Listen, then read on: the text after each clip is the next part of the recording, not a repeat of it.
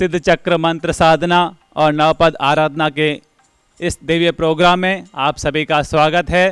यह मंत्र साधना और आराधना हमारे लिए मंगलकारी, कल्याणकारी, उत्थानकारी हो और हमारे जीवन में सुख, शांति और समृद्धि का चौमुखी विस्तार करने वाली हो।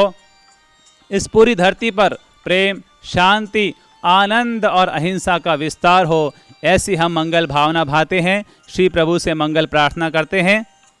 किसी के जीवन में कोई भी नवग्रह से जुड़ी हुई बाधा हो, किसी भी तरह का संकट हो, किसी भी तरह के उसके व्यापार में घाटा चल रहा हो, व्यापार तरक्की नहीं कर रहा हो, घर परिवार में अशांति और क्लेश का वातावरण हो, शरीर में किसी तरह का रोग और विघ्न हो, तो सारे रोग, शोक, विघ्न, संकट सबको दूर करने के लिए यह बहुत ही महाचमत्कारी, महामंगलकारी, कल्याणकारी यह सिद्ध चक्र मंत्र साधना और नवपद आराधना है।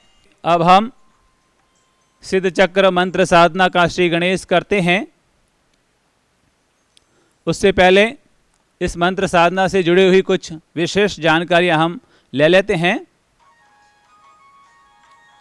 फिर उसके बाद हम मंत्र साधना से गुजरेंगे ताकि हमारी ये साधना बहुत अच्छे से हो सके, परफेक्ट हो सके, हमें इस साधना का पूरा लाभ मिल सके।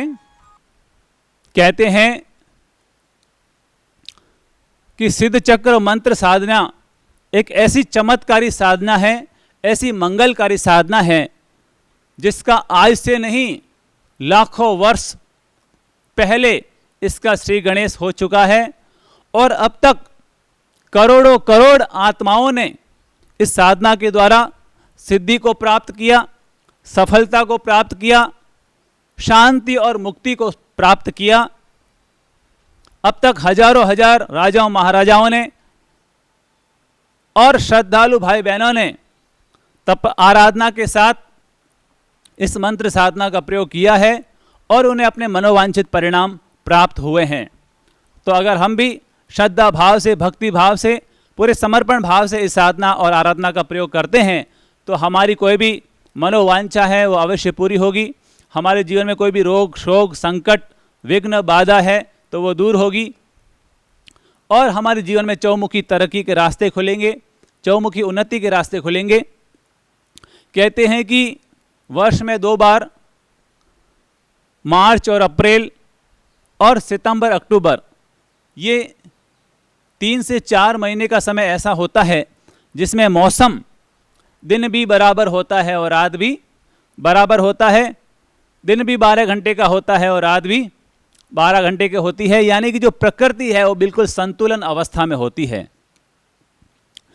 न तो सर्दी होती है और न गर्मी होती है, मीठा मौसम होता है और इसमें प्रकृति बैलेंस में होती है, संतुलन में होती है। तो ये जो मौसम है, ये जो समय है, ये हमारी शारीरिक उन्नति के लिए और हमारी मानसिक उन्नति के लिए बहुत ही महत्वपूर्ण है, बहुत ही कीमिया है। इसीलिए इस माह में नवरात्र की आराधना भी की जाती है, गुप्त आराधना भी की जाती है और नवपद आराधना भी की जाती है। इस साधना के द्वारा, इस आराधना के द्वारा हमारे शरीर पर भी पॉजिटिव इफेक्ट आता है, हमारे मन पर भी पॉजिटिव इफेक्ट आता है और हमारी चेतना पर भी पॉजिटिव इफेक्ट आता है। और इस साधना के द्वारा हम अपने शारीरिक स्वास्थ्य को उपलब्ध होते हैं, मानसिक स्वास्थ्य को उपलब्ध होते हैं और आध्यात्मिक स्वास्थ्य को उपलब्ध होते हैं। तो इस साधना का प्रयोग हमें तपस्या के साथ साथ करना है। हमने कुछ नियम आपको व्हाट्सएप ग्रुप के माध्यम से बताए थे कि इस साधना को करते हुए हमें किन किन नियमों का पालन करना है। अगर उन नियमों के साथ हम इस मंत्र साधना का आराधन करते हैं तो यह मंत्र साधना हमारे लिए बहुत ज़्यादा फलवती हो सकती है, हमारे लिए बहुत ज़्यादा लाभकारी हो सकती है। तो इसमें मुख्य रूप से जो नियम हैं वो ये है कि नंबर 1, अगर आपको सहज सुविधा हो तो आप अपने सामने सिद्ध चक्र मंत्र को अपने सामने रख लीजिए। हमने व्हाट्सएप ग्रुप में भी सिद्ध चक्र मंत्र का फ़ोटो डाला है, तो वो फ़ोटो हमारे दिलो दिमाग में रहना चाहिए, हमारे आँखों के सामने रहना चाहिए। और उसके साथ में अगर आपके पास कोई दीपक हो तो आप उस दीपक को जला लें और उस सिद्ध चक्र के सामने पहले पंचांग प्रणाम कर लें, पंचांग धोक लगाएं और दीपक जलाएं। अगर अगरबत्ती हो तो अगरबत्ती जलाएं और उस सिद्ध चक्र का फोटो अपने सामने ऊपर रखें, टेबल के ऊपर रखें। हमारे नीचे सफ़ेद आसन हो, हमारे वस्त्र भी सफ़ेद हो तो अति उत्तम है। और इसके साथ में हमें इन 9 दिनों तक ब्रह्मचर्य का शील का पूरा पालन करना है।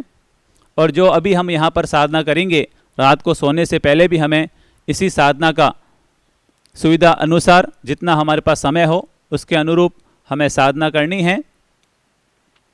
और उसके साथ हमें अब 9 दिनों तक जहाँ तक हो सके 24 घंटे में एक बार भोजन स्वीकार करना है, अन्न हमें एक बार लेना है।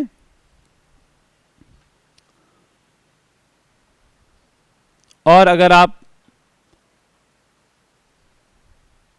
भोजन में दूध, दही, घी, तेल, नमक और शक्कर, ये 6 विगय होती है, जिसको अगर हम ज़्यादा लेते हैं तो ये हमारे विकृति का कारण बन जाती है, अस्वास्थ्य का कारण बन जाती है। तो इन 9 दिनों के दौरान दूध, दही, घी, तेल, नमक और शक्कर, इनका हमें त्याग करना है। त्याग करते हुए हमें आहार लेना है। अगर संभव हो तो आप 6 विगय का त्याग करें, और अगर संभव ना हो तो जैसी शारीरिक सुविधा हो उस अनुरूप आप 1, 2, 3 जितनी आपको सहज सुविधा हो उतना आप त्याग करें।